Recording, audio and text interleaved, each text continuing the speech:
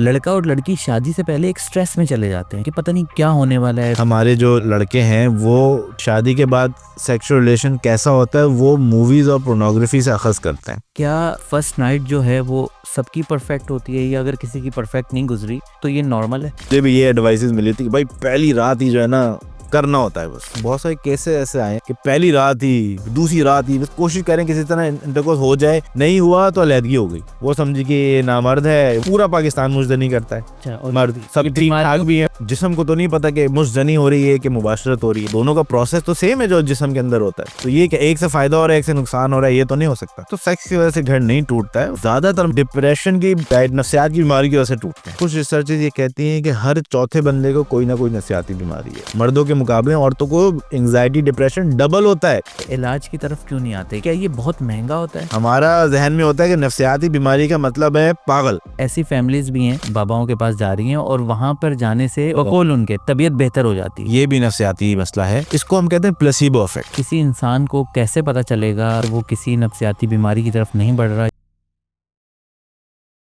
अस्सलाम वालेकुम। रमज़ान गुजर चुका है और रमज़ान के बाद आपको पता है कि शादी सीज़न शुरू हो जाता है और शादी सीज़न में हमारे बहुत से कपल्स जो हैं वो एक नई ज़िंदगी की शुरुआत करते हैं। उनमें ज़ाहिर सी बात है अज़वाजी ताल्लुकात भी होते हैं और फैमिली टू फैमिली रिलेशन भी होता है। और एक लड़की जब अपना घर छोड़कर दूसरे घर आती है तो उसको बहुत सी चीज़ें वहाँ की अडॉप्ट करनी पड़ती हैं और पुरानी चीज़ों को छोड़ना पड़ता है। तो दोनों तरफ से जो है वो एक नया मेंटल स्टेटस क्रिएट होता है और एक स्ट्रेस की सी सिचुएशन भी क्रिएट होती है। और हमारे माशरे का एक ये भी पहलू है कि हम इन मामलात पर बात करना ज़्यादा पसंद नहीं करते। ख़ास तौर पर मियाँ बीवी के जिस्मानी ताल्लुक़ को लेकर, उनकी सेक्सुअल लाइफ या रिलेशन को लेकर शादी से पहले बहुत सी मिथ्स होती हैं। लड़की के जहन में भी चल रहा होता है, लड़के के जहन में भी चल रहा होता है, मगर हम इस पर कोई बात करना पसंद नहीं करते क्योंकि इसे अच्छा नहीं समझा जाता। तो आज की पॉडकास्ट हमने सोचा कि इसी मौजू पर रखते हैं और इस पर बात करने के लिए हमने दावत दी है डॉक्टर अब्दुल रहमान साहब को, जो कराची साइकेट्रिस्ट हॉस्पिटल के एमडी हैं। डॉक्टर साहब बहुत शुक्रिया आपका, आपने हमारे लिए वक्त निकाला। लास्ट टाइम भी आप हमारी पॉडकास्ट में आए थे और लोगों ने बहुत लाइक किया था और टॉपिक को भी बहुत लाइक किया था। तो डॉक्टर साहब शुरू करते हैं। जी बिल्कुल। आपको पता है कि शादी सीज़न शुरू हो गया है बस अब। तो मुझे ये बताएं कि जब कपल्स जो हैं अपनी नई लाइफ शुरू करने जाते हैं तो यहाँ पे हमारे यहाँ ऐसा कोई वो सिस्टम नहीं है कि हम जो है वो प्री काउंसलिंग करें शादी को लेकर। क्या बाहर के मुल्कों में भी ऐसा ही होता है? देखिए कोई ऐसा कोई बहुत फॉर्मल किस्म की काउंसलिंग तो ख़ास तौर पे नहीं होती, मगर बहुत सारे एक्सपीरियंसेस उनको हो चुके होते हैं। वहाँ का रिवाज ये है कि वहाँ पे गर्लफ्रेंड बॉयफ्रेंड बनाने का सिस्टम होता है और सेक्स एजुकेशन स्कूलों में दे दी जाती है। माँ बाप जो है इस मामले में बहुत ओपन होते हैं, ये सब बातें बता चुके होते हैं। तो और फिर वो कई रिलेशनशिप्स में रह के निकल के वो बहुत कुछ सीख चुके होते हैं। वो तो शादियां बहुत लेट जाया करते हैं, उससे पहले तो लिविंग टुगेदर और गर्लफ्रेंड बॉयफ्रेंड का सिस्टम रखते हैं। तो उनको ये परेशानी, ये मसले पेश नहीं आते जो हमें आते हैं। हमारा सिस्टम बिल्कुल मुख्तलिफ है। हमारे यहाँ इस चीज़ के हवाले से बात करना जो है बुरा समझा जाता है और इसलिए कुछ भी नहीं बताया जाता बच्चों को। प्लस कोई हमारी फॉर्मल सेक्स एजुकेशन हमें कहीं पे भी नहीं दी जाती, ना घर पे, ना स्कूलों में, ना कहीं, ना कॉलेजेस में। तो जो बच्ची कुची जो इन्फॉर्मेशन आती है वो दोस्तों यारों से आती है जिनको खुद नहीं पता होता, जो कि और गलत बताते हैं, जिससे मसला और बिगड़ता है। तो इसलिए शादी के बाद जो है बहुत बहुत परेशानियों का सामना करना पड़ता है अक्सर लोगों को, और उसकी वजह सिर्फ़ और सिर्फ इल्म की कमी होती है और कुछ नहीं। अच्छा डॉक्टर साहब, वैसे कि क्या ये सिर्फ हमारे यहाँ ही ये मसला है सब कॉन्टेंट में, या पूरी दुनिया में ऐसा होता है कि लड़का और लड़की शादी से पहले एक स्ट्रेस में चले जाते हैं कि पता नहीं क्या होने वाला है, मेरी लाइफ में क्या चेंजेस आ जाएंगी? तो वाकई ये हम बहुत ज़्यादा स्ट्रेस लेते हैं? देखिए स्ट्रेस तो होता है। ये शादी जो है एक बहुत बड़ा ज़िंदगी में चेंज तो है, पूरी ज़िंदगी तब्दील होने जा रही होती है। तो एक ये स्ट्रेस तो होता है, बुरा अच्छे की बात नहीं है, मगर एक चेंज तो है ज़िंदगी में। तो ये तो पूरी दुनिया में हर जगह पे एक सर्टेन लेवल ऑफ स्ट्रेस तो सभी को होता है। बाहर जो होता है वो ये सेक्सुअल इशू से ज़्यादा दूसरी चीज़ों पे होता है कि मैं फाइनेंशियल इशू होगा और मैं इसके साथ बनेगी नहीं बनेगी, सारी ज़िंदगी रहना होगा नहीं होगा, दूसरी चीज़ों के बारे में हो सकता है। मगर एक चेंज तो होता है। इवन यहाँ पे भी या कहीं पे भी जो शदीद लव मैरिज भी हो, जो एक दूसरे से बहुत मोहब्बत करते हो, एक बहुत टाइम से एक दूसरे के साथ रिलेशनशिप में हो, तब भी जब शादी होने जा रही होती है तो स्ट्रेस तो होता है, थोड़ा सा स्ट्रेस तो नॉर्मल है। ठीक है। और ये जैसे कि एग्ज़ाम होता है, बहुत अच्छा भी पढ़ा हो आपने तो कुछ ना कुछ स्ट्रेस तो फिर भी होता है, तो ये उसी तरह की चीज़ आप समझें। इस स्ट्रेस से बचने के लिए हम क्या करें कि कोई आप तो मतलब माशाल्लाह साइकेट्रिस्ट हॉस्पिटल चलाते हैं, तो इसकी कोई मेडिकेशन होती है, काउंसलिंग होती है, क्या होता क्या है, क्या करते क्या हैं आप इससे बाहर निकालने के लिए मरीज़ को? देखें, जो नॉर्मल स्ट्रेस है, जो थोड़ी सी एंग्जाइटी है, वो तो नॉर्मल है, ये एक नॉर्मल ह्यूमन बिहेवियर है, नॉर्मल ह्यूमन रिस्पॉन्स है ये, और थोड़ा बहुत होना चाहिए। बल्कि जैसे एग्ज़ाम की मैंने एक मिसाल दी आपको कि थोड़ा बहुत स्ट्रेस तो आपको होगा और होना भी चाहिए, उसी वजह से आप थोड़ा पढ़ लेंगे, थोड़ी उसके बारे में फ़िक्र करेंगे, हाथ पाँव मारेंगे ताकि बेहतर रिजल्ट आ सके आपके। तो ये हल्की फुल्की थोड़ा सा स्ट्रेस, थोड़ी सी परेशानी जो है ये तो अच्छी होती है, मगर हल्की फुल्की थोड़ी इसके बहुत, इलाज की ज़रूरत नहीं है। इसके इलाज की ज़रूरत नहीं, ये नॉर्मल बिहेवियर है। अगर ये बहुत ज़्यादा बढ़ जाए, शदीद हो जाए, घबराहट के दौरे पड़ने लगें और दिल की धड़कन तेज़ हो जाए, बेहोशी होने लगे, सांस रुकने लगे, इतनी शदीद घबराहट हो, तो ये हम कहेंगे कि भाई ये बीमारी के ज़िम्मे में आ रही है, इसका इलाज होना चाहिए। नहीं, वैसे ऐसा होता है, ये जो कंडीशंस आपने बताई, ऐसा हो वैसे जाता है, ऐसे मरीज़ आते हैं आपके पास? बिल्कुल होते हैं। घबराहट की बीमारी जिनको होती है उनको तो छोटी छोटी बात से इतनी शदीद घबराहट हो जाती है, ये तो फिर बहुत बड़ी वजह है।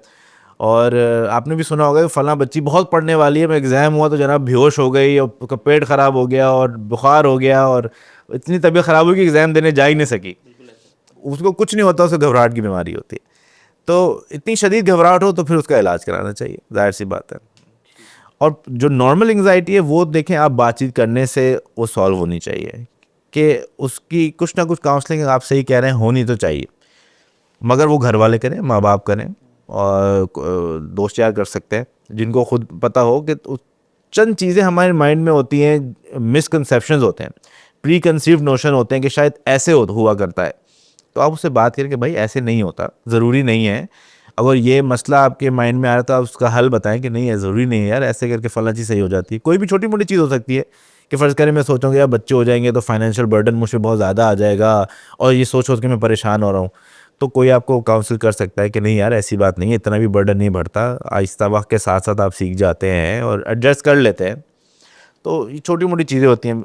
जैसे अगर कोई लड़की है, उसको होगा भाई मुझे ससुराल अगर बहुत कोई खुर्रांट मिल गया तो मेरा क्या होगा, मेरी ज़िंदगी तबाह हो जाएगी, सास अच्छी ना मिली। सास अच्छी ना मिली तो क्या होगा, तो उसकी भी बातचीत की जा सकती है कि नहीं, उसका भी हल हो सकता है, क्या देखेंगे अगर कुछ ऐसा हुआ तो कुछ उसका भी हल किया जा सकता है, घर अलग किया जा सकता है, सास से बात की जा सकती है, पोर्शन अलग किया जा सकता है, तो कोई ना कोई हर मसले का हल होता है।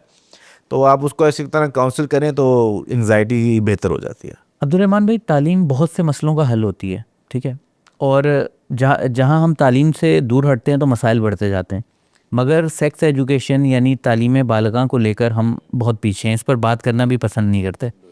तो आपके ख़्याल में ये भी हमारे मसाइल की बहुत बड़ी वजह है, और इस्लामिक पॉइंट ऑफ व्यू से भी बहुत बहस रहती है, होनी चाहिए नहीं होनी चाहिए, आप इसमें एज अ डॉक्टर क्या कहते हैं? देखें, बिल्कुल ये तो ना देना तो बहुत बेवकूफ़ी की बात है, ना समझ आने वाली बात है। हर एक चीज़ का हम अपने बच्चे को बताते हैं कि बेटा खाना ये खाना चाहिए, ऐसे खाना चाहिए, इस वक्त उठना चाहिए, इस वक्त सोना चाहिए, पढ़ाई करनी चाहिए, काम करना चाहिए, अच्छे दोस्त बनाना चाहिए, मतलब ज़िंदगी का, नमाज़ पढ़नी सिखाना ही चाहिए। तालीम है ना, तालीम सिखाना ही सिखाना। तालीम है, सिखाना ही तालीम है। और बच्चे को हम ज़िंदगी के हर एक पहलू का बताते हैं, आपके भी बच्चे, मेरे भी बच्चे, हर चीज़ माँ बाप या बड़े ही सिखाते हैं, मगर ये एक इतनी इंपॉर्टेंट चीज़ है जिसके बारे में बात ही नहीं करते। पूरी लाइफ गुजरनी है आगे। पूरी लाइफ गुजरनी है, एक बहुत बड़ा चंक है ये उसकी लाइफ का, और उसके बारे में बताना तो दूर की बात, माहौल ऐसे क्रिएट हुआ है कि वो पूछ भी नहीं सकता। पहली बात तो ये कि आपको एक्टिवली उसको बताना चाहिए, नहीं मगर तो कुछ ऐसा हुआ तो वो पूछ भी नहीं सकता कि माहौल ऐसा बना हुआ है। तो जाहिर सी बात है, जब चीज़ों का पता नहीं होगा तो फिर उसके मसले क्रिएट होंगे। मैं आपको किसी जॉब पे रखूँ, उस जॉब के बारे में आपको पता ना हो, मैं बताऊँ भी नहीं, तो आप कैसे करेंगे वो जॉब? नहीं कर सकते। तो ये बहुत लॉजिकल सी बात है कि ये बताना तो बहुत ज़रूरी है, और बताते नहीं। और ऐसा डिसिप्लिन के नाम पे ऐसे माँ बाप के बच्चों के ताल्लुकात ऐसे हैं कि वो बच्चे डिस्कस ही नहीं करते माँ बाप से, बहुत सारे मसलों में फिर बहुत सारे मसले आगे फेस करते हैं।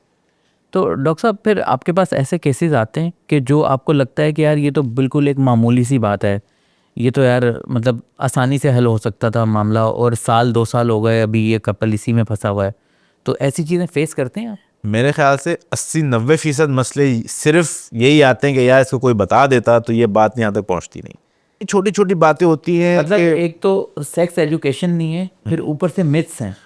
मिथ्स हैं। जब एजुकेशन नहीं होगी तो फिर मिथ्स ही होंगी।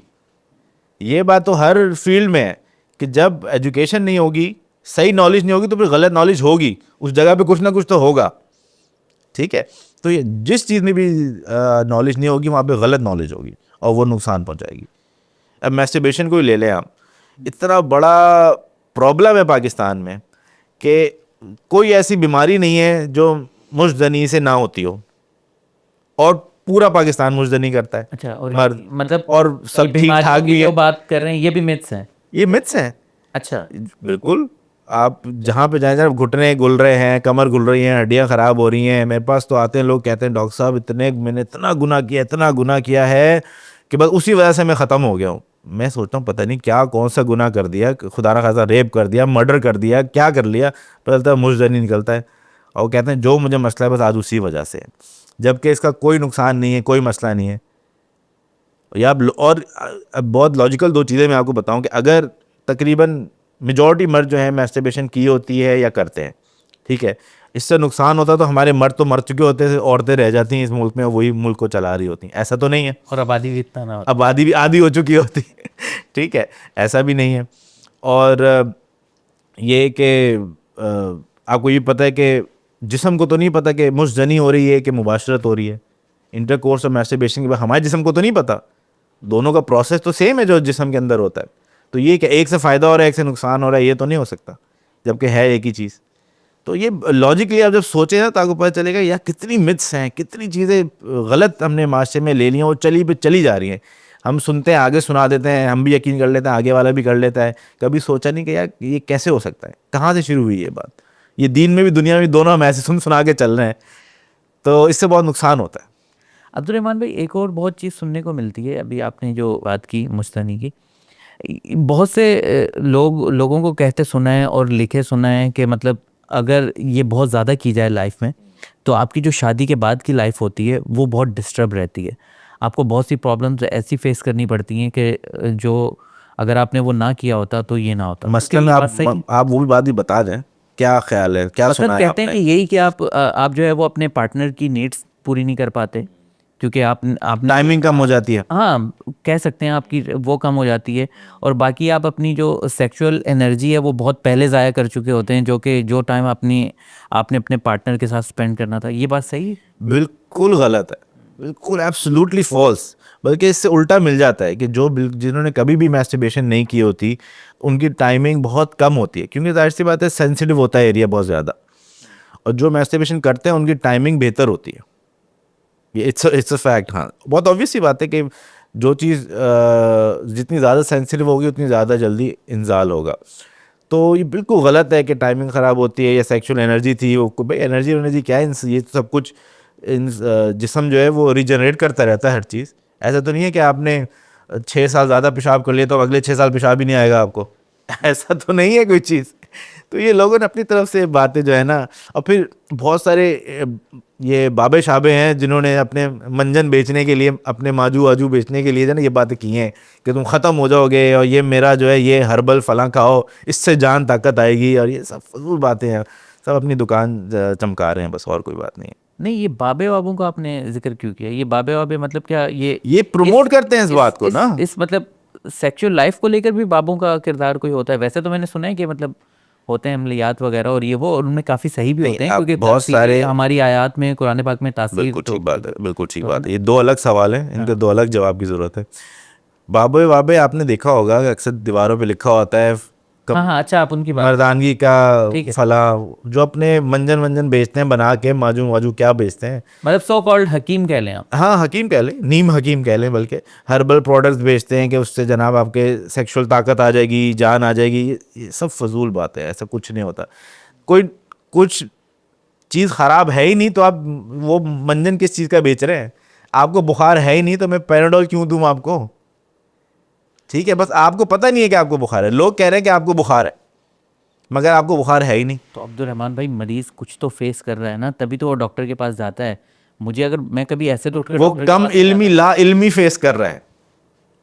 ला इल्मी फेस कर। मैं आपको एग्जांपल दूं, जब हम प्यूबर्टी को हिट करते हैं, बालिग होते हैं, तो बहुत सारी जिस्मानी चेंजेस होती हैं, मर्दों में भी औरतों में भी। मर्दों का जैसे बताऊं कि उज़्व ख़ास जो है वो जब उनका कलर ज़रा डार्क हो जाता है, उसमें जो नसें और वेन्स हैं वो बढ़ जाती हैं, उनका साइज़ भी बढ़ जाता है। अब ये चीज़ एक नॉर्मल चीज़ है, हर मर्द जब बालिग होता है तो ये होता है, होनी चाहिए, ना हो तो मसला है। मगर आपको किसी ने बताया नहीं है कि ये सब होता है, तो आप परेशान होंगे कि यार ये अचानक से ये रंग ज़रा डार्क क्यों हो गया, इतनी सारी नसें क्यों आ गई हैं वहाँ पे, ये साइज़ क्यों बड़ा हो रहा है, इतने सारे चेंजेस हो, बाल बाल ज़ेरे नाफ बाल आना शुरू हो जाते हैं। तो ये चेंजेस अगर आपको कोई बताएगा नहीं तो आपको कैसे पता कि ये नॉर्मल है कि बीमारी है? ठीक है, औरतों में ले लो, उनके मेंसेस शुरू हो जाते हैं, माहवारी आना शुरू हो जाती है, इतना ख़तरनाक चीज़ है कि आपका खून निकलना शुरू हो गया।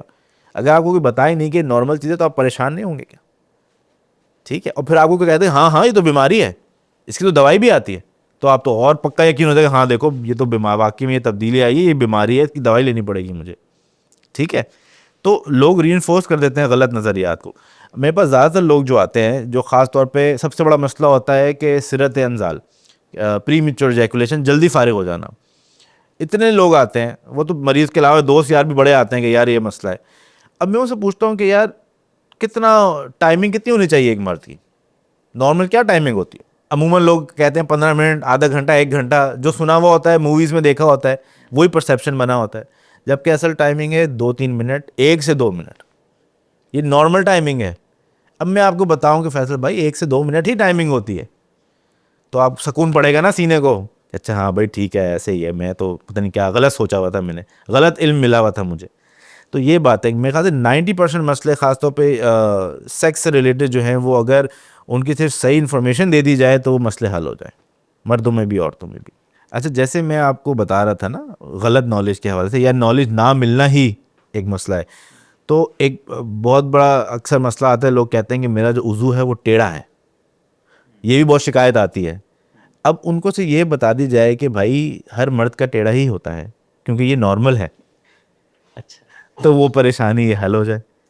ठीक है, तो इल्म की कमी जो है ना वो बहुत ख़तरनाक चीज़ है, ऐसा नहीं होना चाहिए। और फिर माशरे में जो चीज़ें चल रही होती है ना, उसका इतना प्रोपेगेंडा कह लें इसको आप, इतना असर होता है, वो चीज़ सुन सुन के भले से झूठ हो, वो आप सुन सुन के उसको आप सच मानने लगते हैं, अनकॉन्शियसली उसको सच मानने लगते हैं। मुझे याद है मेरे मेरे मेडिकल के एमबीबीएस के मेरे कॉलीग्स दोस्त, उनमें भी एक दिन बैठा हुआ था, तो वैसे ही उन्होंने बात की, कोई ऐसी हकीम, ये हर्बल शर्बल की हकीमी की, यार इससे हाँ ऐसा होता है। तो मैंने उससे कहा यार तुम तो मेडिकल के स्टूडेंट हो, तुमने कहीं किताबों में पढ़ी ये चीज़? कहता है हाँ यार पढ़ी तो नहीं। तो मैंने कहा फिर, तो बहुत कॉन्शियसली सोचना पड़ता है इसके लिए। अपने मास्टर में चीज़ें आम होती है ना, उनसे निकलने के लिए बहुत क्रिटिकल थिंकिंग चाहिए होती है, बहुत सोच के निकलना पड़ता है। इल्म हो तब भी बड़ा मुश्किल होता है निकलना इन चीज़ों से जो मास्टर में चल रही हैं। ठीक है। अच्छा अब्दुल रहमान भाई, हम कराची में रहते हैं, पाकिस्तान का सबसे बड़ा शहर है, और हर घर में मोबाइल है, इंटरनेट तक एक्सेस है, सब कुछ है। तो अभी हम बात कर रहे हैं कि अवेयरनेस की कमी है। तो फिर अवेयरनेस की कमी है क्यों? मतलब हम तो अगर कराची की बात करते हैं तो मतलब पढ़े लिखे हैं, इंटरनेट यूज़र हैं, फिर क्यों हम पीछे रह जाते हैं? फिर क्यों अवेयर नहीं है? देखिए फैसल भाई, इंटरनेट पे तो हर किस्म की जो है मवाद अवेलेबल है, उसमें सही नॉलेज भी होगी, गलत भी होगी। अमूमन गलत नॉलेज जो होती है वो ज़रा स्पाइसी होता है, उसकी रेटिंग ज़्यादा होती है, ज़्यादा लोग देखते हैं तो ज़्यादा लोगों तक फीड तक पहुंच जाती है वो। तो इंटरनेट से भी एक्चुअल में गलत नॉलेज ज़्यादा फैल, जैसे मैं आपको बताऊं एग्जांपल कि लोग ज़्यादातर हमारे जो जवान लड़के हैं वो के सेक्सुअल इंटरकोर्स या शादी के बाद सेक्सुअल रिलेशन कैसा होता है वो मूवीज़ और पोर्नोग्राफी से अखज़ करते हैं, और वो चीज़ बिल्कुल फेक होती है, उसका रियलिटी से कोई ताल्लुक़ नहीं होता। जैसे मैंने आपको कहा कि अमूमन जो मर्द की टाइमिंग होती है वो 2 से 3 मिनट होती है, मगर पोर्नोग्राफी के अंदर तो घंटा घंटा जो होता है मर्द की टाइमिंग होती है। तो लोग यही सोचते हैं हाँ जी घंटा घंटा हो, आधा 1 घंटा होनी चाहिए, उससे कम जो है वो एबनॉर्मल है, तो ये गलत चीज़ सीख ली ना। तो ऐसी बेशुमार चीज़ें होती हैं जो हम एक्चुअल में इनसे गलत सीख लेते हैं, तो इससे मुझे तो लगता है फ़ायदे के बजाय नुकसान ही हो जाता है, और सही बात बताने वाले ज़रा कम होते हैं लोग। ये तो हर मेरे ख्याल से हर माशरे में ऐसा ही है। तो कराची के बहुत सारे पढ़े लिखे लोग आते हैं इन सब मसलों के साथ, ऐसा नहीं है कि अनपढ़ और पढ़े लिखे में इसमें बहुत ज़्यादा फ़र्क देखा हो। क्योंकि जहाँ से वो नॉलेज ले रहे हैं वहाँ पर सही भी मौजूद है और गलत भी मौजूद है, और वो गलत को अडॉप्ट करके अपने ऊपर लागू। बस वो कंफ्यूजन ही होती है, कुछ लोग सही कुछ लोग गलत। में गलत का मेरे ख्याल से पल्लड़ा भारी है, ज़्यादा मवाद गलत अवेलेबल हो। शादी की पहली रात को लेकर भी बहुत सी चीज़ें दिमाग में होती हैं, तो आपके ख्याल में कि क्या फर्स्ट नाइट जो है वो सबकी परफेक्ट होती है, या अगर किसी की परफेक्ट नहीं गुजरी तो ये नॉर्मल है? बहुत अच्छा सवाल किया आपने। इसमें वही बात आती है कि दोस्त यार जो है ना फ़ायदे की जगह नुकसान दे देते हैं और ज़्यादा। अब अक्सर मेरी भी शादी हुई थी, मुझे भी ये एडवाइसेस मिली थी कि भाई पहली रात ही जो है ना करना होता है, बस लाजमी। आप डॉक्टर नहीं थे इस वक्त? नहीं बने थे? मैं डॉक्टर बना नहीं था, बहुत पहले शादी हुई थी। मगर एडवाइस तो देने में क्या फ्री होती है, एडवाइस तो कोई भी दे दे। सही बात। तो और दोस्त दिल के करीब होते हैं, उनकी बात लगती है। उनकी बात लगती है। तो और वो कहते भी इतने कॉन्फिडेंस, गलत बात इतने कॉन्फिडेंस से कहते हैं, गलत बात ज़्यादा कॉन्फिडेंस से कहते हैं। तो ये था कि नहीं यार पहली रात ही जो है ना वो होना ज़रूरी है कि इंटरकोर्स हो जाए, पेनिट्रेशन हो जाए, वो मर्द है, वरना तो आप नामर्द हैं, ये ऐसी बातें चल रही होती हैं। जबकि ये बिल्कुल गलत बात है। ज़रूरी नहीं है कि पहली रात ही आप इंटरकोर्स कर लें, और ख़ासतौर हमारा माशरा जिसका सेक्सुअल एक्सपोजर नहीं होता उनको तो करना भी नहीं चाहिए। और बहुत सारी अरेंज मैरिजेस होती हैं, लड़का लड़की एक दूसरे को जानते ही नहीं है। यार अब्दुलरहमान भाई, यहाँ तो ये भी सुने वलीमा नहीं होता है, आप कह रहे हैं करना नहीं चाहिए, तो आप कह रहे हैं वलीमा नहीं करें? यही तो बात है कि आपके माइंड में ये चीज़ है कि वलीमे से पहले पहले करना है, ठीक है, मतलब गोली निशाने पे मारनी है वलीमे से पहले पहले। ऐसा नहीं है, ज़रूरी नहीं है ऐसा करना। आप मैं इसी बात पे आ रहा था कि आप लड़का लड़की एक दूसरे को जानते ही नहीं है। ये इतना इंटीमेट एक अमल है, एक दूसरे को जानना, उसके अंदर इमोशंस होना बहुत ज़रूरी है। एक पार्टी डरी हुई है, दूसरी पार्टी भी डरी हुई है, दोनों को कुछ पता नहीं है क्या करना है, फिर भी ट्राई किए जा रहे हैं उल्टा सीधा, तो उससे नुकसान के चांसेस ज़्यादा है। कोई जल्दी नहीं है, अगर कुछ दिन आप डिले हो गए, पहले आपका ज़रूर काम है कि एक दूसरे को जान लें, एक दूसरे के साथ कंफर्टेबल हो जाएं, परेशानी टेंशन कम कर लें, फिर इसको ट्राई करें आहिस्ता आहिस्ता। तो अगर तो ये सब है पहले से तो ठीक है, पहली रात को ट्राई की जा सकते हैं, वरना ना करने में कोई हर्ज नहीं है। कुछ दिन बाद, कुछ हफ्ते बाद डिले कर सकते हैं, कोई ऐसी बात नहीं है। बल्कि ये भी एक फ़न सा है, इसको टाइम लगता है मैच्योर होने में। आप आहिस्ता आहिस्ता सीखते हैं कि बेहतर इंटरकोर्स कैसे परफॉर्म करना है। तो महीनों सालों का गेम है, कई महीने कई साल लग जाते हैं इसमें एक इसको प्लेजरेबल होने में। मतलब इट्स परफेक्टली नॉर्मल। अगर आप पहले दिन इंटरकोर्स नहीं करते हैं तो इट्स परफेक्टली नॉर्मल। बल्कि बहुत सारे लड़के लड़कियों को कहूँगा कि ना करें, कोई जल्दी नहीं है, कोई ट्रेन नहीं भागी जा रही, सारी ज़िंदगी आप लोगों ने साथ ही गुजारनी है। Just give it time. हर काम स्लोली होता है, तो इसको भी आहिस्ता आहिस्ता वहाँ तक लेके जाए। मुझे एक याद आ गया केसेस अचानक, बहुत सारे केसेस ऐसे आए हैं कि उन्होंने यही काम करने की कोशिश की कि पहली रात ही, दूसरी रात ही, बस कोशिश करें किसी तरह इंटरकोर्स हो जाए, नहीं हुआ तो अलहदगी हो गई। वो समझी कि ये नामर्द है, वो समझी कि इसमें कोई मसला है, नहीं कर पा रहे, तो लड़ाई हो गई, अलग हो गए। ऐसे भी होता है, बहुत केसेस आते हैं। तो इसलिए क्योंकि बहुत जल्दी लगी हुई है आपको करने की, भाई ऐसे नहीं है। बच्चा भी पहले फर्स्ट क्लास में आता है, सेकंड थर्ड, फिर आहिस्ता से मैट्रिक इंटर आगे जाता है ना। पहले दिन ही में उसको इंटर में डाल दूँ तो नहीं कर पाएगा वो। तो ये इसी तरह टाइम लगता है, इसको आहिस्ता आहिस्ता आप चीज़ें करें। इंटरकोर्स नहीं हो पाता तो वो बहुत ज़्यादा डिसअपॉइंटिंग होता है, दोनों बहुत बुरा फील करते हैं कि शायद हमें मसला है या उसमें मसला है, और उससे लड़ाई झगड़े शुरू हो जाते हैं। आपके ख्याल में आपके पास भी केसेस आते होंगे, इस वक्त सबसे ज़्यादा घर किस वजह से टूट रहे हैं? क्या मतलब सेक्सुअल इसका भी रीज़न है, या मतलब घरेलू मामला, सास बहू का झगड़ा है, या ये है, या ज़्यादा केसेस क्या आते हैं आपको पता? ज़्यादा केसेस तो सेक्स की वजह से घर नहीं टूटता है, वो तो अमूमन वक्त के साथ साथ कुछ ना कुछ सीख सिखा के हो जाता है। अगर किसी कोई परफेक्ट नहीं भी है तो कॉम्प्रोमाइज़ हो जाता है। कॉम्प्रोमाइज़ हो, हमारे माशरे में तो ख़ास तौर पे हो जाता है, और फिर वक्त के साथ साथ कुछ ना कुछ तो सीख ही जाते हैं, टेढ़ा मेढ़ा करके जो भी सीख जाते हैं, ट्रायल एंड एरर से ही सीख जाते हैं। ज़्यादातर मसला जो मुझे जो लगता है, जो मेरे पास केसेस आते हैं, वो आप यकीन नहीं करेंगे, मगर मैं बताऊँगा तो शायद कर भी लें, कि डिप्रेशन की और एंग्जाइटी, नफ्सियात की बीमारी की वजह से टूटते हैं।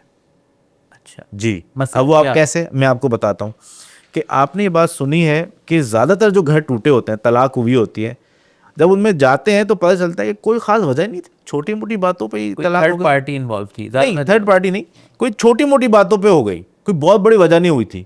ऐसा है बिल्कुल। ये कोई छोटी मोटी बात नहीं थी, कोई बड़ी वजह ही नहीं थी, या इतनी छोटी मोटी बातों पे तलाक तक बात पहुंच गई। अक्सर हमने ये सुना है कि बस कोई यार छोटी मोटी घर के छोटे मोटे मसले थे, फला छोटे मोटे मसले थे, आपस में बन नहीं रही थी, और बात बढ़ते बढ़ते बढ़ते तलाक तक पहुंच गई। जब हमारे पास केसेस आते हैं ऐसे बहुत सारे, यही मामला चल रहे होते हैं कि छोटी छोटी बातों पे लड़ाई हो रही है, और बिला वजह की फजूल की लड़ाई, कोई मकसद ही नहीं है। तो जब असेसमेंट करते हैं लड़का लड़की के, तो पता चलता है कि दोनों में से दोनों को या किसी एक को डिप्रेशन की बीमारी निकल आती है। उस वजह से चिड़चिड़ापन, लड़ाई ज़्यादा, गुस्सा, उदासी बढ़ जाता है। और बिल्कुल शादी के शुरू के दिन होते हैं, तो एक दूसरे के साथ फिर इस लड़ाई झगड़े उदासी में रह नहीं पाते, और तलाक तक बात आ जाती है। तो अक्सर मैंने ये देखा है कि कोई ना कोई नफसियाती बीमारी मुझे लोगों में मिली है जो कपल्स हमारे पास आते हैं, दोनों में या एक में, आपने अभी और उनका इलाज करने से वो सारे मसले हल हो जाते हैं। वो छोटी मोटी की बिला वजह की लड़ाइयाँ, बिला वजह के मसले, ये डिप्रेशन में, आपको पता है कि डिप्रेशन में ऐसा हो जाता है, तो वो दवाई देने से वो छोटी छोटी लड़ाइयाँ ख़त्म हो जाती हैं। और जनाब डॉक्टर साहब, अभी आपने 2 लफ्ज़ यूज़ किए, एक डिप्रेशन और एक एंजाइटी। तो मुझे इन दोनों का फ़र्क जानना है, क्योंकि बहुत से लोगों को ये नहीं पता कि डिप्रेशन क्या है, होता है मगर वो उसको फाइंड आउट नहीं कर पाते। बहुत पहले डिप्रेशन का बताएं, फिर एंजाइटी का। ठीक है, बहुत आसान है। डिप्रेसिव डिसऑर्डर का उर्दू में तर्जुमा है उदासी की बीमारी। ठीक है, उसमें होता ये है कि 2-3 चीज़ें होती हैं ज़्यादा। एक तो उदासी होती है, रोना ज़्यादा आता है, जिस्म में थकन कमज़ोरी ज़्यादा रहती है, काम, लड़का है तो बाहरी काम नहीं कर पा रहा, औरत है तो घर के काम नहीं कर पा रही, मुश्किल से होते हैं।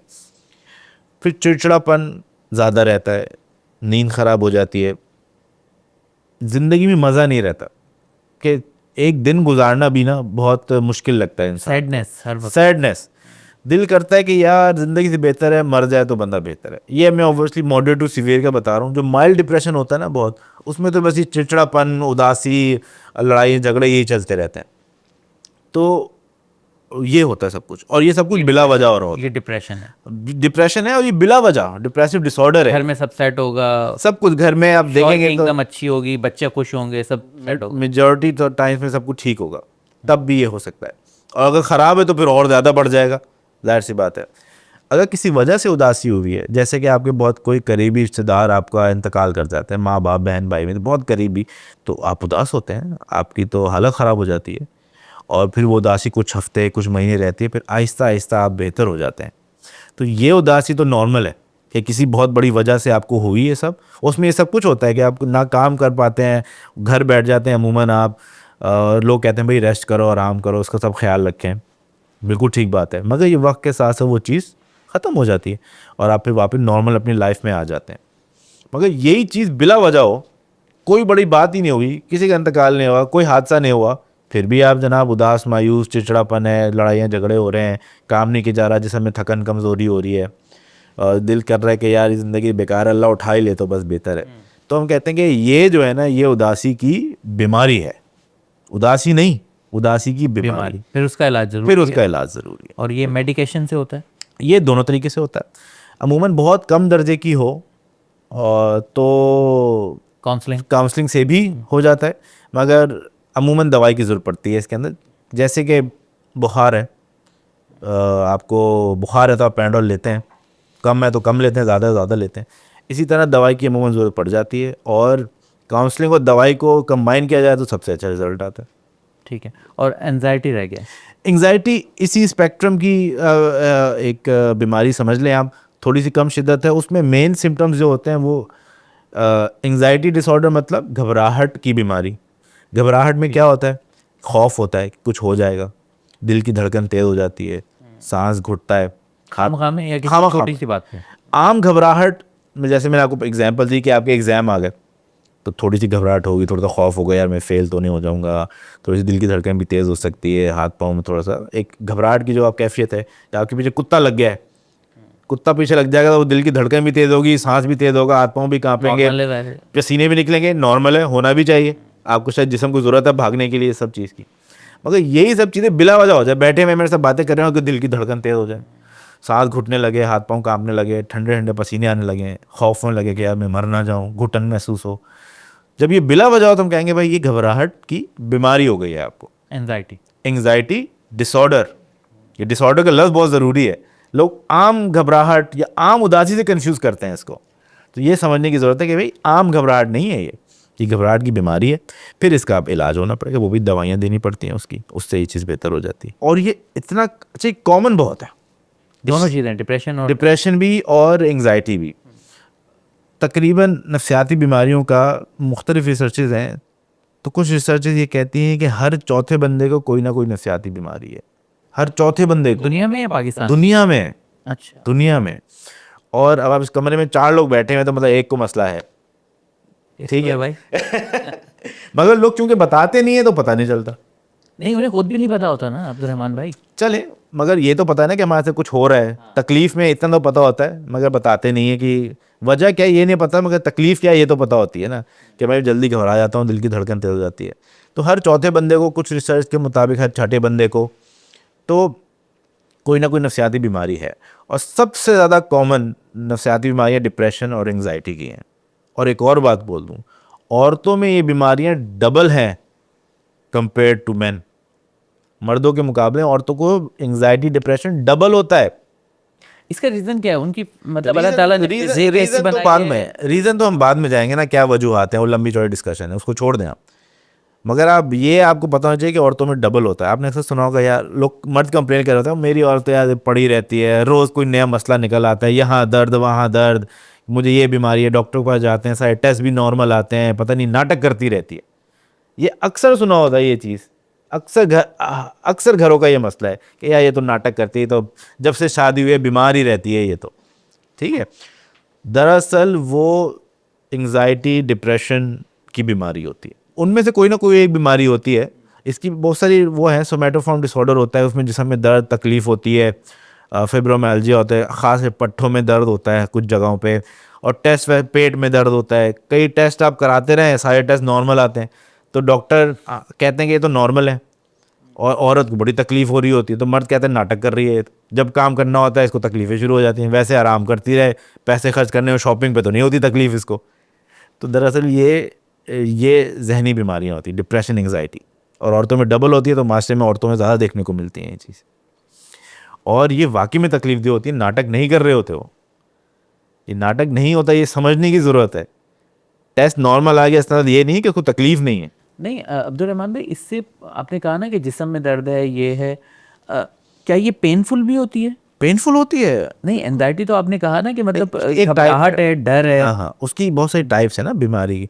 डिप्रेशन का मैंने आपको सिम्टम बताए, एंग्जाइटी के सिम्टम बताए, फिर इनसे मिलती जुलती बीमारी होती है जैसे सोमैटोफॉर्म डिसऑर्डर कहते हैं, वो इसकी एक किस्म समझ लें। उसमें उदासी से ज़्यादा जिस्म में दर्द ज़्यादा होता है, उसी की एक वेरिएंट है समझ लें। तो उसमें जिस्म में तकलीफ बहुत होती है, पेट ख़राब, पेट ख़राब, पेट ख़राब, पेट के लाखों टेस्ट करा लिए, सब ठीक आते हैं, फिर भी पेट ख़राब, कभी दस्त लग रहे हैं, कभी कब्ज़ लग रहा है।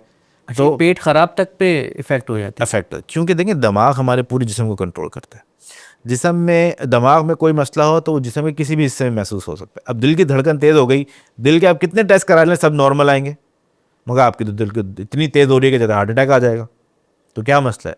दिमाग में मसला है, क्योंकि दिमाग कंट्रोल कर रहा है। पेट, अक्सर लोगों का डिप्रेशन में, कुछ लोगों का मेजर सिम्टम ही होता है कि पेट ख़राब, पेट ख़राब, पेट ख़राब, पेट ख़राब रहता है, कभी ठीक कभी ख़राब, कभी ठीक कभी ख़राब। टेंशन में, मेरा खुद होता है, एग्ज़ाम आते थे मैं पेट ख़राब, कितने टाइम तक मुझे पता नहीं था कि क्या होता है, एग्ज़ाम से चंद दिनों पहले क्यों पेट ख़राब हो जाता है। तो ये बहुत, तो ये भी घबराहट की एक किस्म है, उसमें जिस्म में दर्द होता है।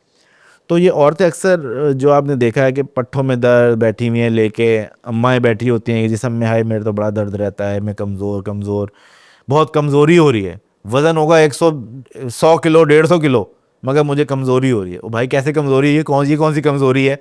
खाना पीना, आपका वज़न ज़्यादा है, आपको तो नहीं होनी चाहिए। ये भी जहनी बीमारी है, क्योंकि जहनी कमज़ोरी आप समझ लें हो रही होती है, तो जिस्म में फ़ील हो रही होती है। अच्छा, तो अब्दुलरहमान भाई, अभी आपने कहा कि हर चौथा फ़र्द जो है दुनिया में किसी ना किसी नफ्सियाती बीमारी का शिकार है, तो हमारे घर में भी इसका मतलब है कोई ना कोई एक इस अमल से गुजर रहा है। तो मुझे ये बताएं कि फिर हम इसके इलाज की तरफ क्यों नहीं आते? क्या आप जैसे इसका इलाज करते हैं तो क्या ये बहुत महंगा होता है, और क्या ये 1-2 विज़िट पे काम हो जाता है या नहीं होता है, या एडमिट होना पड़ता है? क्यों हम कतराते क्यों हैं इससे? 2-3 वजूहात हैं इसकी। एक तो ये, पहले जैसे आपने कहा कि अक्सर लोगों को तो पता ही नहीं होता कि ये मसला है क्या। अक्सर डॉक्टरों को नहीं पता होता कि ये मसला क्या है। जैसे आपके पेट में दर्द हुआ, आप तो भाई पेट के डॉक्टर के पास जा रहे हैं। ये पेट के डॉक्टर का काम है कि आपको बताए कि भाई ये आपके नफ्सियात का मसला है, नफ्सियात के डॉक्टर को दिखाएं। डॉक्टर को भी वो तो फ्लैजल लिख देगा। वो फ्लैजल लिख के जा रहा है, लिखे जा रहा है, राइज एक फ्लैज, ये तो मशहूर हो गया है, राइज एक फ्लैजल, ये का कोड होता है, उसके तरह ठोक देते हैं, हर किसी को दे रहे होते हैं, अब कुछ समझ नहीं आता उनको। तो ये तो हमारे एक तो प्रोफेशनल्स का मसला है। बाहर ऐसा नहीं है, बाहर वो पहले डिटेक्ट कर लेते हैं, वो फौरन साइकेट्रिस्ट के पास भेजते हैं। इसी तरह घबराहट का मैंने आपको बताया कि दिल की धड़कन तेज़ हो रही है, आपको लग रहा है हार्ट अटैक आ रहा है, आप कार्डियो के चक्कर लगाए जा रहे हैं, टेस्ट हुए जा रहे हैं, सब ठीक आ रहे हैं, डॉक्टर बजाय ये कहने के कि देखें आपके दिल के सारे टेस्ट ठीक हैं, आपको जहनी मसला है, साइकेट्रिस्ट को दिखाएं, वो कहता है आप सब कुछ ठीक है बस घर जाए। भाई वो घर कैसे चला जाए, दर्द तो उसके बरकरार है। तो मसला ये है कि एक तो डॉक्टर्स को भी पता होनी चाहिए कि जहनी बीमारियां क्या होती हैं, उनका भी कसूर नहीं है। मैंने भी एमबीबीएस किया है तो साइकेट्री ना होने के बराबर पढ़ाते हैं। जब मैं डॉक्टर बन के निकला मुझे साइकेट्री का कुछ नहीं पता था, जब साइकेट्रिस्ट बना उसमें स्पेशलाइजेशन किया तो पता चला। तो एक तो ये मसला है कि डॉक्टर को रेफ़र करना चाहिए। फिर दूसरा ये कि अगर पता चल जाए कि हाँ नफसियाती बीमारी है तो फिर ज़रा शर्म व हया आ जाती है बीच में कि यार मैं कोई पागल थोड़ी हूँ। हमारा जहन में होता है कि नफसियाती बीमारी का मतलब है पागल, नफसियाती बीमारी इज इक्वल टू हमने पागल कर दिया, जबकि ऐसा नहीं है। मेजॉरिटी नफसियाती बीमारियाँ, बल्कि मुझे कहना चाहिए कि 98% 99% ऐसी बीमारियाँ हैं, जहनी बीमारियाँ जिसमें इंसान अपना होश नहीं खोता। वो आपका मुझ जैसा सोचने समझने बात करने वाला काम करने वाला शख्स होता है, जिससे बात की जाए तो पता भी ना चले कि कोई उसको बीमारी है, अगर वो खुद से बताए ना। मगर उसकी लाइफ मुतासिर हो रही होती है, अगर फुट रहा होता है। लाइफ मुतासिर बहुत हो रही होती है, वो सिर्फ इस वजह से कि लोग क्या कहेंगे, वो डॉक्टर के पास, नफ्सियात के डॉक्टर के पास नहीं जाता। अभी एक बहुत रिसेंट केस मुझे भी याद आ रहा है, कुछ हफ्तों पुरानी बात है कि एक पेशेंट को शदीद डिप्रेशन, वो ठीक भी हो गई, अभी आई हुई थी रिजल्ट में कि डॉक्टर साहब मैं ठीक तो हो गई मगर मुझे देखिए नफ्सियाती अस्पताल आना पड़ता है। मैंने कहा क्या मतलब है इस बात का? नाम चेंज कर दें, क्या करें। अक्सर इस कहते हैं डॉक्टर साहब नाम चेंज कर दें बस। तो मैंने कहा अच्छा, मैंने कहा आपको मसला था ये मैंने गिनवाया, ये पेट में दर्द, उदासी होती थी, काम नहीं कर पाती थी, सब कुछ था, लड़ाइयाँ झगड़े होते थे आपके बहुत शौहर थे, ये सब कुछ अब हैं? कहते हैं नहीं अब ठीक हो गए। मैंने कैसे ठीक हुए? मैंने कहा दवाई खाने से। मैंने कहा तो इन्जॉय करें, तो खुशी की बात है कि आपको हल मिल गया। नहीं मगर खानी तो मुझे नफ्सियात की दवाइयाँ पड़ती हैं ना। उसके माइंड से ये बात निकल नहीं रही थी कि मैं नफ्सियात की दवाइयाँ खाती हूँ। मतलब पैनाडोल खाना कबूल है, पैनाडोल खाना कबूल है, ये खाना कबूल नहीं है। फिर उनको मैं ये कहता हूँ कि भाई दिल, गुर्दे, फेफड़े इसी जिस्म के हिस्से हैं आपके, उसकी दवाई आप ले लेते हैं। दिल में मसला होता है तो यूं भागते हैं लोग दवाई लेने के लिए। दिमाग भी इसी जिस्म का हिस्सा है ना, या कहीं और से आया था, कहीं और पड़ा हुआ है निकल के, भाई इसी जिस्म का हिस्सा, इसमें बीमारी हो सकती है। जैसे आपको दूसरे जिस्मानी बीमारियां होती हैं, नज़ला, ज़ुकाम, बुखार, दिल की बीमारी, गुर्दों की बीमारी, इसी तरह दिमाग में बीमारी हो सकती है, उसका आपको इलाज कराना चाहिए। सिंपल सी बात है, हालात बिल्कुल ठीक हों तब भी ये बीमारियां हो सकती हैं। सही। डॉक्टर साहब बस 2-3 सवाल और रह गए। मुझे ये बताएं कि आप साइकेट्रिस्ट हॉस्पिटल चलाते हैं, तो पाकिस्तान में ऐसा क्यों है, बल्कि कराची में हम नज़र डालें हॉस्पिटल्स का, मेरा भी विज़िट होता है कि वहाँ पर मुख्तलिफ डॉक्टर्स बैठे होते हैं, मतलब गायनी की डॉक्टर हैं, यूरोलॉजी की हैं, दूसरी चेस्ट की हैं। हमें साइकेट्रिस्ट क्यों नहीं मिलता? मतलब अगर मुझे नफ्सियाती किसी बीमारी का इलाज कराना है तो मुझे उसके स्पेशलाइज्ड हॉस्पिटल यानी आपके पास आना पड़ेगा। हॉस्पिटल्स में डॉक्टर क्यों नहीं बैठते आपके ख्याल में? साइकेट्रिस्ट पाकिस्तान में वाकई में बहुत कम है। इसका रीज़न क्या है कि मरीज़ नहीं है? क्योंकि डिमांड सप्लाई तो हर जगह मरीज़ बहुत है मगर मरीज़ अपने आप को मरीज़ मानने को तैयार नहीं तो है। यहाँ उल्टा चल रहा है क्यों फिर? हाँ। डॉक्टर क्यों नहीं आ रहे? तो एक्चुअल में बहुत सारी वजूहत। देखें हर हॉस्पिटल में अगर डॉक्टर बैठेगा तो मरीज आएंगे ना। डॉक्टर को ये है कि मैं Normal बैठ, लगेगा। डॉक्टर कहेगा मैं इतना पढ़ पढ़ा के 10-15 साल बैठूंगा, मरीज ही नहीं होंगे, मैं कैसे कमाऊंगा?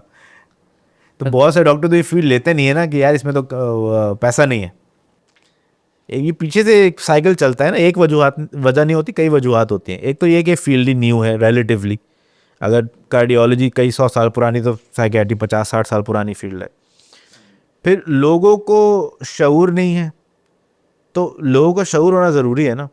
जब मेरे वालिद साहब ने साइकियाट्री उन्होंने की तो पाकिस्तान में साइकियाट्री की फील्ड ही नहीं थी पहली बात। आपके वालिद साहब भी मतलब साइकेट्रिस्ट डॉक्टर? साइकियाट्रिस्ट थे, उनका इंतकाल हो गया, तो उन्होंने अमेरिका जाके स्पेशलाइजेशन की थी। फिर अमेरिका से जब वापस आए तो मैं आपको ये बता रहा हूँ कि जब अमेरिका से पढ़ के एक साइकियाट्रिक स्पेशलाइजेशन करके इतना बड़ा कंसल्टेंट बन के आया, उनको नौकरी नहीं मिली, कोई हॉस्पिटल ऑफर ही नहीं कर रहा था ये सीट, शोबा ही नहीं था साइकियाट्री का। हाँ, तो कह रहे हैं कह रहे मैं तो अपनी तरफ से इतनी बड़ी डिग्री करके आया था, इतना बड़ा कंसल्टेंट बन के आया, तो यहाँ पे नौकरी नहीं मिली। क्या नौकरी मिली? कंपाउंडर की। उन्होंने कहा भाई नौकरी वोकरी नहीं है, आप ये दवाइयाँ बेच लें। कंपाउंडर की नौकरी मिली इतने बड़े साइकेट्रिस्ट को। तो फिर उन्होंने कहा कि नहीं कौन भाई, से सन की बात होगी? बहुत पुरानी बात है, 1969 में मेरे वाले साहब वापस आए थे अमेरिका से। तो उन्होंने फिर ये बेड़ा उठाया कि नहीं भाई, पहले तो ज़रूरत है कि आवाम को आगाह करने की।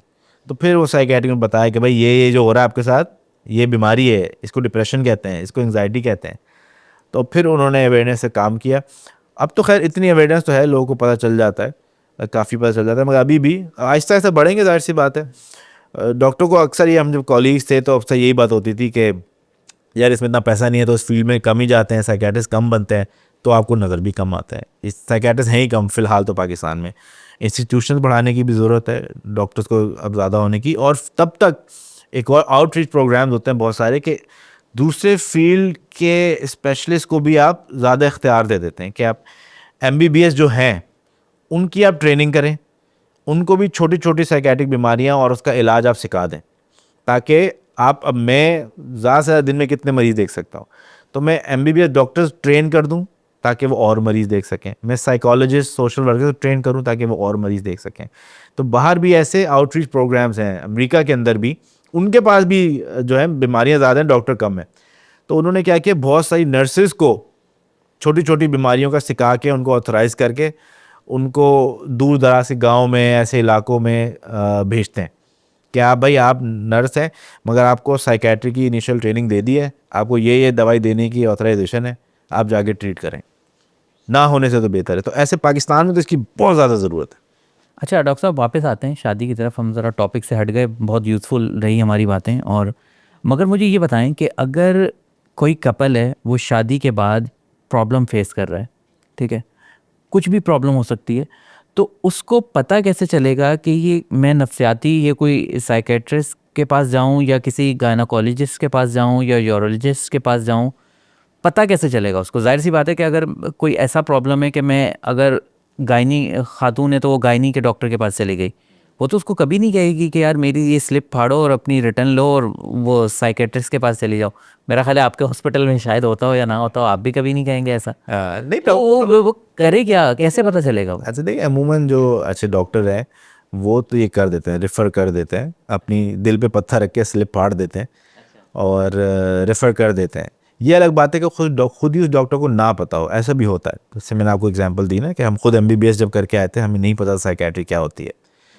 तो सिर्फ साइकेट्री की फील्ड में ख़ास तौर पे डॉक्टरों को भी नहीं पता चलता कि ये साइकेट्रिक इशू है कि नहीं है। मैदे के बहुत सारे डॉक्टर हैं, वो बेचारे कोशिश करते रहते हैं, अपनी तरफ से अच्छा ही करने की कोशिश कर रहे होते हैं कि मरीज़ को दर्द है तो कुछ ना कुछ हम दवाई दे के ठीक कर दें, मगर उनको ये बता दी जाए कि ये दर्द जो है ये साइकेट्रिक डिजीज़ डिसऑर्डर की वजह से है, तो इसको साइकेट्रिस्ट को ही रेफ़र करना पड़ेगा आपको। तो ये बता दिया जाए तो लोग डॉक्टर्स रेफ़र कर देते हैं। गायनी के भी जो डॉक्टर्स होती हैं वो अपना देख के कि हमारा कोई मसला तो नहीं है, तो फिर रेफ़र कर देती हैं। पेशेंट आते हैं रेफ़र होके। मगर इसके अंदर जो है मरीज़ों को भी पता होना चाहिए, डॉक्टर को भी पता होना चाहिए, थोड़ी बहुत रिसर्च। अब तो गूगल भी मौजूद है, आप गूगल करें, बहुत सारी चीज़ें पता चल जाती हैं कि ये सिम्टम्स हो रहे हैं, ये साइकेट्री का इशू है, और डॉक्टर से रिव्यू करें इसके अंदर। और आपने से सिर्फ शादी और इंटरकोर्स का बताया, तो वो तो मैंने अंदर से बताया कि 80-90% मसले तो सिर्फ ला इल्मी की वजह से होता है। वो इल्म ही मिल जाए तो वो काफ़ी मसले हल हो जाते हैं। अभी आपने थोड़ी देर पहले बाबाओं का जिक्र किया और आपने अच्छे लफ्ज़ों में याद नहीं किया उनको। मगर मुझे ये बताएं कि अगर कोई मरीज़ है, कोई चीज़ फेस कर रहा है, उसने टेस्ट करवाए, सब क्लियर हैं, और डॉक्टर भी इसको फाइंड आउट नहीं कर पा रहे, और उसके बाद अगर वो रूहानी इलाज की तरफ जाता है या किसी पीर आमिल के पास जाता है, तो सर क्या प्रॉब्लम क्या है? ज़ाहिर सी बात है अगर आपके पास आएगा, आप तो टेस्ट वेस्ट करवाते नहीं हैं, तो उनको आप बुरा कह रहे हैं, ख़ुद को सही कह रहे हैं हम। ये बड़ा अच्छा सवाल किया आपने, बहुत अच्छा सवाल है।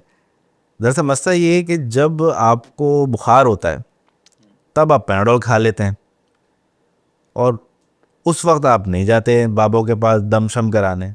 इसकी क्या वजह है? नज़र आ रही होती है ना एक चीज़, नज़र आ रही होती है, और आपको पता है फील हो रही होती पैनाडोल लेके आप सही भी हो जाते हैं, इसलिए नहीं जाते आप।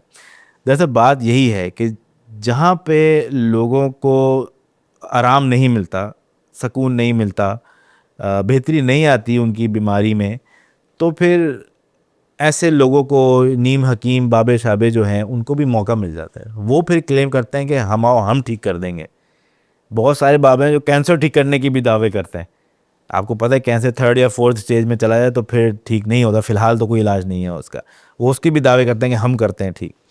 तो जहाँ पे इंसान ठीक ना हो रहा होता हो वो भी मजबूर हो रहा होता है। अब आप, मैं साइकेट्री का ही बताऊँ कि आपको पेट में शदीद दर्द, आप गैस्ट्रोएंटरोलॉजिस्ट को दिखा दिखा के थक गए, वो आपको ठीक नहीं कर पा रहा, सारे टेस्ट कर रहा है, वो टेस्ट भी ठीक आ रहे हैं, उसकी दवाइयों से आपको आराम नहीं आ रहा, और डॉक्टर को भी देख के आपको लगता है कि यार इसको समझ नहीं आ रहा मसला, ये हर दफ़ा दवाई तो लिख रहा है मगर समझ नहीं आ रहा उसकी मसला। तो फिर आपको कहता है कि यार ये तो आप फ़लाँ बाबा है वो सारे मसले हल कर देते हैं, और ये फ़लाँ दम दरूद ये शे करते हैं और आप ठीक हो जाएंगे। तो आप भी मजबूर हो जाते हैं कि यार चलो इतना ट्राई कर लिया, इसको भी मैं ट्राई कर लूँ।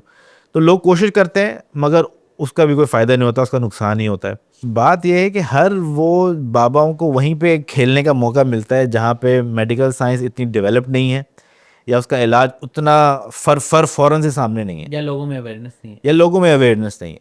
अब मैं कसम उठा के कह सकता हूँ कोई भी बुखार के लिए बाबा के पास नहीं जाता, क्योंकि वो तो पैराडोल खा के सही हो जाता है। कोई भी बैक्टीरियल बीमारी होती है तो लोग एंटीबायोटिक ही खाते हैं, बाबा के पास नहीं जाते, पता है कि बाबा के पास तो नहीं होंगे हम ठीक, ये तो हम फ़ौरन ठीक हो जाते हैं। अच्छा अब्दुल रहमान भाई, फिर ये क्या है कि अगर कोई, मैंने देखा है कि कुछ ऐसी फैमिलीज़ भी हैं जो नस्ल दर नस्ल जो है वो बाबाओं के पास जा रही हैं, और वहाँ पर जाने से उनको शिफा भी बेहतर हो जाती, और उनके तबीयत बेहतर हो जाती। तो आप तो सिरे से इस तरीका इलाज को मान ही नहीं रहे, तो फिर उनको जो है फ़र्क कैसे पड़ रहा है, शिफा कैसे मिल रहा है? बहुत अच्छा सवाल आपने किया। एक साइंस में एक चीज़ कही जाती है प्लेसिबो इफेक्ट। प्लेसिबो इफेक्ट क्या होता है कि अगर आपको पता चले कि आपका इलाज हो रहा है, आपका ख्याल रखा जा रहा है, आप बेहतर हो रहे हैं, आपको कोई ये बात कहे तो आप वाकई में बेहतर होने लगते हैं। ये भी नफ्सियाती मसला है। ये भी नफ्सियाती मसला है, एक नफ्सियात साइकोलॉजिकल चीज़ है ये। इसको हम कहते हैं प्लेसिबो इफेक्ट। जब भी कोई दवाई मॉडर्न मेडिसिन में बनती है, कोई भी हो, पेनाडोल हो, एंटीबायोटिक हो, उसको हमेशा प्लेसिबो से कंपेयर किया जाता है। 3 ग्रुप बनाते हैं भाई, 3 आपने ग्रुप ले लिए बुखार वाले, 100 लोग ले लिए।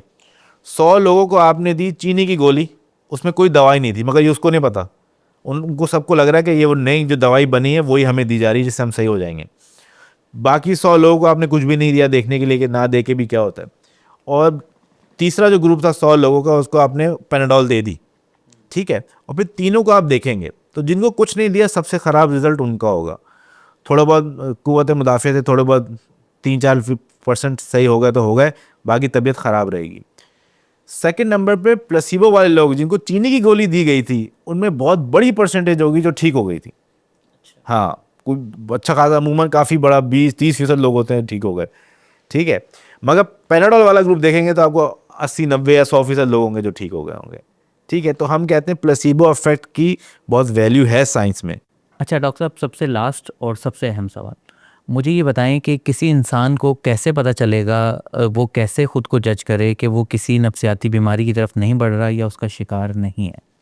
देखिए बहुत आसान सा इसमें हल है।